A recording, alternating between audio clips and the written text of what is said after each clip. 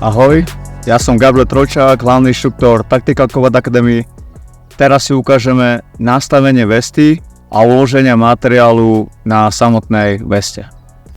Pri nastavení vesty si musíte brať ohľad na hornú hranicu vesty, aby bola v úrovni vašich kľúčnych kostí, aby ste ju nemali vyššie, aby v niektorých pozíciách, do ktorých sa môžete dostať, ste si nezranili váš hrtán alebo sánku.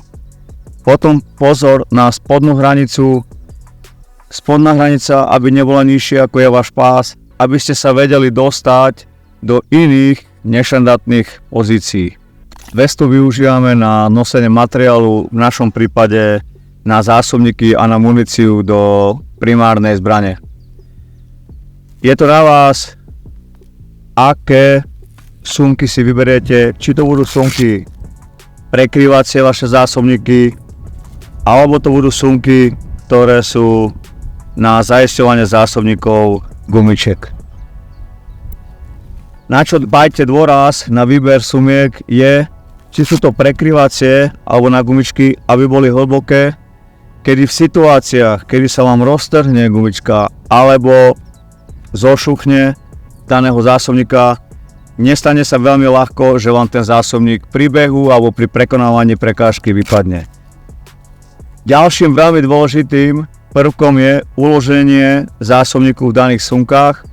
Ak máme muníciu v zásobníkoch, odporúčam, aby ste ukladali zásobníky s muníciou smerom dole.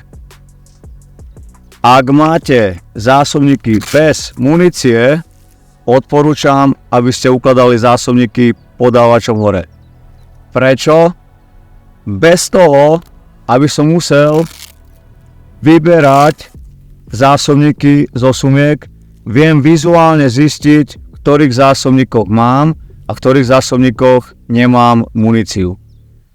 Za tmy, keď je zlá viditeľnosť, viem podľa hmatu zistiť znova, v ktorých zásobníkoch mám, v ktorých zásobníkoch nemám muníciu.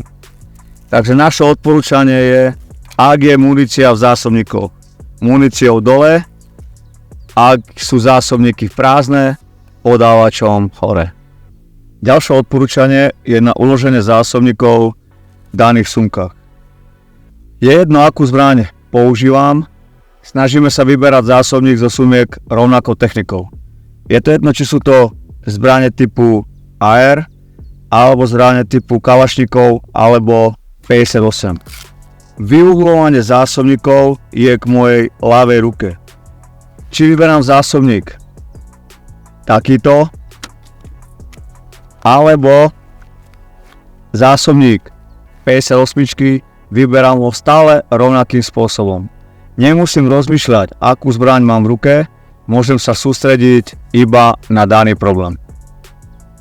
Pri vyberaní zásobníku, kde vyberám týmto spôsobom, palec je na tejto strane, a hlavne v situáciách, keď je tma, tým palcom si viem nahmátať šachtu a ľahšie sa trafiť do šachty na zásobník. Ak by som mal zásobník otočený opačným spôsobom, buď by som vyberal zásobník týmto spôsobom a vkladal ho do zbrane, ale tým, že je to dlhá páka, bolo by to veľmi obťažné, bez toho, aby som sa pozeral na danú zbraň, vložiť zásobník do zbrane. Ďalší zo spôsobov, aký by to mohol riešiť, že by som chytal zásobník z vnútornej strany, ale v situáciách, kedy by som ležal na zemi, by mi tam ruka nevošla, alebo by mi neumožňovala potlačiť moju sumku, aby som si vybral takto ten zásobník a vkladal do zbrane. Rovnakým spôsobom, ako si vyberám zásobník z vesty, si vyberám aj zásobník z najvýhodnejšej pozície z opasku, kde ho vkladám do zbrane. V situáciách, kedy som mal opačne otvorený zásobník, musel by som použiť ruku z vnútornej strany. Znova, pri ďalšom nabalení materiálu by moja ruka nemusela vojsť medzi telo a zásobník. Ak používate otvorené sumky, a zaistenie zásobníkov na gumičky a máte zbraň SA-58 alebo kalašníkov, odporúčame zaisťovanie zásobníkov tu takto cez tento roh, kde minimalizujete, kde sa vám zošmykne gumička a uvoľní vám zásobník. Pri činnostiach, kedy by ste potrebovali prebíjať, iba palcom si zošuchnete a prebíjate danú zbraň. Zošuknem a vyberám zásobník.